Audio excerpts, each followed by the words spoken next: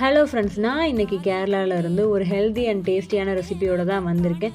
உங்களுக்கு பலாப்பழம் கிடச்சிச்சின்னா இந்த ரெசிபி மறக்காமல் ட்ரை பண்ணி பாருங்கள். பலாப்பழம் காயாக இருக்கும் போதே இந்த மாதிரி சொலை எடுத்து குட்டி குட்டியாக நறுக்கி எடுத்து வச்சுக்கோங்க. இப்போ நாம் எடுத்து வச்சுருக்க பலாக்காயில் 1.5 டம்ளர் அளவுக்கு தண்ணி ஊற்றி அதை அடுப்பில் வச்சுட்டு ஒரு கொதி வரவும் தேவையான அளவு உப்பு சேர்த்து நல்லா கீரை கடைகிற மாதிரி கரண்டி வச்சு நல்லா மசிச்சு எடுத்துக்கோங்க. இப்போ ஒரு மிக்சி ஜாரில் நான் திருகின தேங்காய் சேர்க்குறேன். நீங்கள் திருகாத தேங்காய் கூட சேர்த்துக்கோங்க. 2 கைப்பிடி அளவுக்கு தேங்காய் சேர்த்துக்கோங்க.